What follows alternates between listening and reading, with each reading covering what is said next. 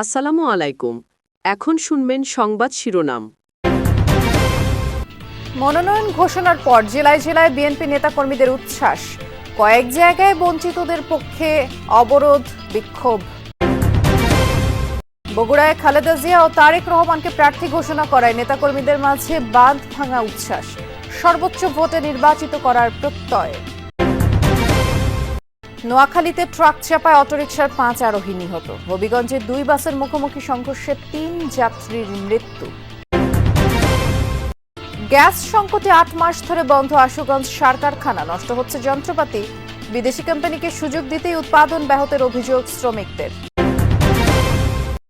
সুন্দরবনের দুবলারচরে চলছে 3 দিনব্যাপী রাস উৎসব। সন্ধ্যায় পূজার মূল আনুষ্ঠানিকতা, পুণ্যার্থীদের ভিড়। এতক্ষণ শুনছিলেন সংবাদ শিরোনাম, এবার বিস্তারিত। আসন্ন জাতীয় সংসদ নির্বাচনে বিএনপির প্রার্থী তালিকা ঘোষণার পর উচ্ছ্বসিত নেতাকর্মীরা। বিভিন্ন স্থানে প্রার্থীদের পক্ষে আনন্দ মিছিল বের করা হয়। তবে বিপরীত চিত্র রয়েছে কোনো কোনো আসনে। কিছু জায়গায় নিজেদের পছন্দের প্রার্থী না পেয়ে নাখোশ নেতাকর্মীরা। মেহেরপুরের সংঘর্ষের ঘটনাও ঘটেছে। দিনাজপুর 3 আসনে প্রার্থী হিসেবে বিএনপি চেয়ারপারসন খালেদা জিয়ার নাম ঘোষণার পর থেকেই উচ্ছ্বসিত নেতাকর্মীরা। শহরে বের করা হয় আনন্দ শোভাযাত্রা। সকাল থেকেই গৌড়ের শহীদ ময়দানে জড়ো হন বিভিন্ন ইউনিটের নেতাকর্মী ও সমর্থকরা। মোটরসাইকেল, ট্রাক, পিকআপ ও পায়ে হেঁটে শোভাযাত্রায় অংশ নেন তারা। বিভিন্ন সড়ক প্রদক্ষিণ করে শোভাযাত্রাটি। খালেদা জিয়াকে প্রার্থী ঘোষণা করায় দলের প্রতি কৃতজ্ঞতা জানান নেতাকর্মীরা। কোনো জায়গায় মাথা নত করেনি। সেই নেত্রী হচ্ছে আমাদের নেত্রী। এই নেত্রীকে আমাদের এই 3 নম্বর আসনে পেয়েছে, এর থেকে আনন্দের আর কিছু থাকতে পারে না। ফেনী 1 আসনেও নেতাকর্মীদের মাঝে বইছে উৎসবের আমেজ। চেয়ারপারসন খালেদা জিয়াকে প্রার্থী করায় ছাগলনাইয়ায় আনন্দ মিছিল বের করে বিএনপি ও সহযোগী সংগঠনগুলো। এ সময় নেতৃবৃন্দ বলেন, দলের এই সিদ্ধান্তে উজ্জীবিত তৃণমূলের নেতাকর্মীরা। বিএনপির মনোনয়ন তালিকা ঘোষণার পর কোথাও কোথাও নিজেদের পছন্দের প্রার্থী না পেয়ে ক্ষোভ প্রকাশ করেন নেতাকর্মীরা। মেহেরপুর 2 সংসদীয় আসন গাংনীতে সংঘর্ষে জড়ায় দুপক্ষ। এতে আহত হন বেশ কয়েকজন। বিএনপির মনোনয়নপ্রাপ্ত আমজাদ হোসেনের অভিযোগ, মনোনয়ন বঞ্চিত জেলা বিএনপি সভাপতি জাভেদ মাসুদ মিল্টনের অনুসারীরা বিএনপি কার্যালয়ে হামলা চালায়। তবে জাভেদ মাসুদের দাবি, বিষয়টি তিনি পরে জেনেছেন। ঘটনাটিকে অপ্রত্যাশিত বলেও মন্তব্য করেন তিনি। মনোনয়ন পরিবর্তনের জন্য কর্মসূচি দিয়েছে, জ্বালাও পোড়াও ভাঙচুরের কর্মসূচি দিয়েছে। এবার যারাই ঘটাক না কেন, এটা কাম্য না। এটার জন্য আমি নিন্দা জানাই। এই ধরনের ঘটনা বিএনপির রাজনীতিতে কখনো ঘটেনি। বিএনপির ভারপ্রাপ্ত চেয়ারম্যান তারেক রহমান এবারই প্রথমবারের মতো জাতীয় সংসদ নির্বাচনে অংশ নেবেন। তার নির্বাচনী আসন বগুড়া 6 নেতাকর্মীদের বাঁধ ভাঙা উচ্ছ্বাস। পাশাপাশি আগের মতো বগুড়া 7 আসনে চেয়ারপারসন খালেদা জিয়ার মনোনয়নও আনন্দিত করেছে এই অঞ্চলের নেতাকর্মীদের। দলের শীর্ষ 2 নেতাকে এই 2 আসনে সর্বোচ্চ ভোটে নির্বাচিত করার প্রত্যয় স্থানীয় নেতাকর্মীদের। দলীয় মনোনয়নের তালিকায় তারেক রহমান এবং খালেদা জিয়ার নাম ঘোষণার পর থেকেই মিছিল নিয়ে নবাববাড়ি সড়ক এলাকায় জড়ো হতে থাকেন নেতাকর্মীরা। দলের শীর্ষ 2 নেতার নামে স্লোগানে প্রকম্পিত হতে থাকে আশপাশের এলাকা। জেলার 2টি আসন বগুড়া 6 এবং বগুড়া 7-এ বরাবরই নির্বাচনে অংশ নিতেন বিএনপি চেয়ারপারসন বেগম খালেদা জিয়া। এবার চেয়ারপারসন লড়বেন বগুড়া 7 থেকে এবং প্রথমবারের মতো অংশ নিয়ে তারেক রহমান লড়বেন বগুড়া 6 সদর আসন থেকে। একই জেলা থেকে শীর্ষ 2 নেতার নির্বাচনের খবরে উচ্ছ্বাসের শেষ নেই নেতাকর্মীদের। আমাদের এই নেতা অ্যাক্টিং চেয়ারম্যান জনাব তারেক রহমানের যেন বিপুল ভোটে তারা ভোটে জয়যুক্ত করতে পারে।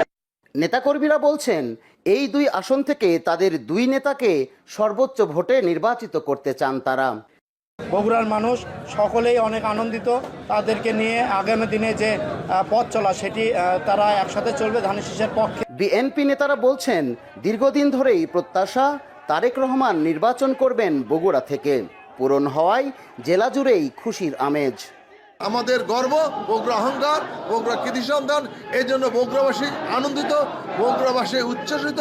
এবং আজকের আনন্দ, আমার এক নেতা বলছে, ঈদের উৎসবের চেয়ে বেশি আছে বগুড়াবাসীর কাছে আনন্দ। সাবেক প্রধানমন্ত্রী খালেদা জিয়া 1991 থেকে 2008 পর্যন্ত টানা 4 সংসদে বগুড়া 6 ও বগুড়া 7 থেকে সংসদ সদস্য নির্বাচিত হয়েছেন।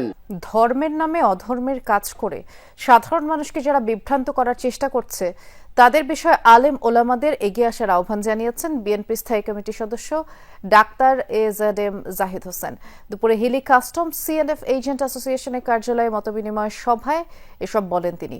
এ সময় দিনাজপুরের হাকিমপুর উপজেলার বিভিন্ন মসজিদের ইমাম, মুয়াজ্জিন, কওমি মাদ্রাসার শিক্ষকরা উপস্থিত ছিলেন। তাদের উদ্দেশ্যে ডাক্তার এজেডএম জাহিদ হোসেন বলেন, বিএনপি রাষ্ট্রীয়ভাবে সুযোগ পেলে ইমাম, মুয়াজ্জিনদের সব দিক থেকে সম্মানিত করা হবে। এ সময় স্থানীয় বিএনপি ও অঙ্গ সংগঠনের নেতাকর্মীরাও উপস্থিত ছিলেন।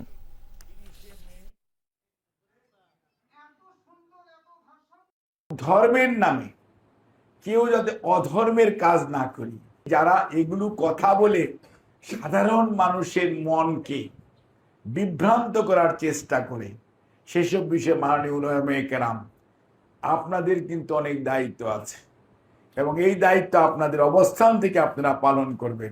অন্তর্বর্তী সরকার অঙ্গীকার অনুযায়ী জুলাই আগস্ট হত্যার বিচারের কাজ শুরু করতে পেরেছে। ফ্যাসিস্ট শেখ হাসিনার মামলার রায় হলে শহীদ পরিবারের ব্যথা উপশম হবে লক্ষ্মীপুরে, এমনটা বলেছেন তথ্য ও সম্প্রচার মন্ত্রণালয়ের উপদেষ্টা মাহফুজ আলম। দুপুরে লক্ষ্মীপুরের রামগঞ্জ উপজেলা পরিষদ মিলনায়তনে জুলাই শহীদ পরিবারের সাথে মতবিনিময় করেন তিনি। বলেন, শেখ হাসিনা সহ আরো অনেকেরই ট্রাইব্যুনালে বিচার কাজ চলছে। যারা ছাত্র জনতাকে হত্যার সাথে ও গুমের সাথে জড়িত ছিলেন তাদের সবারই বিচার হবে। ফ্যাসিস্ট সরকার ও তার দোসরদের বিচার হলে জুলাই শহীদদের পরিবার কিছুটা হলেও স্বস্তি পাবেন। পরবর্তী সরকারে যারা আসবেন তারা এই বিচার কাজ এগিয়ে নেবেন বলেও আশা ব্যক্ত করেন তিনি। এছাড়া সংস্কার কাজ অনেক দূর অগ্রসর হয়েছে বলেও মন্তব্য করেন মাহফুজ আলম। বিচারের কাজ শুরু করতে পারছি। আপনারা জানেন আগামী সপ্তাহে ফ্যাসিস্ট এবং খনি শেখ হাসিনার বিচার হবে, আমরা একটা রায় পাবো। এটা আমাদের শহীদ যারা হয়েছেন তাদের পরিবারকে অবশ্যই তাদের একটা ব্যথার উপশম হবে, তারা যেই কষ্টের ভিতর দিয়ে যাচ্ছেন। এর সাথে সাথে আরো অনেকেরই ট্রাইব্যুনালে বিচার কাজ চলতেছে। সড়কে মৃত্যুর মিছিল বাড়ছেই। 3 জেলায় আজ 11 জনের প্রাণ গেছে। এর মধ্যে নোয়াখালীতে ট্রাকের নিচে চাপা পড়ে মারা গেছে অটোরিকশার 6 যাত্রী। হবিগঞ্জে 3 জন, টাঙ্গাইলে মারা গেছেন 2 জন। নিয়ন্ত্রণ হারালো সিএনজি চালিত অটোরিকশা, পৃথিবী থেকে হারিয়ে গেল 6টি তাজা প্রাণ। সড়কে বিক্ষিপ্ত পড়ে আছে ছিন্ন ভিন্ন দেহ, এমন করুণ দৃশ্য নোয়াখালীর। কবিরহাট থেকে বসুরহাট যাচ্ছিল সিএনজি চালিত অটোরিকশা, বিপরীত দিক থেকে আসে মালবাহী ট্রাক। জামতলা এলাকায় পৌঁছালে অটোরিকশার সামনের চাকা ফেটে নিয়ন্ত্রণ হারায়। তারপর ট্রাকের সাথে মুখোমুখি সংঘর্ষ, সাথে সাথে ছিন্ন ভিন্ন হয়ে যায় চালক সহ অটোরিকশার 3 যাত্রীর দেহ। হাসপাতালে নেওয়া হলে সেখানে প্রাণ যায় আরও 3 জনের।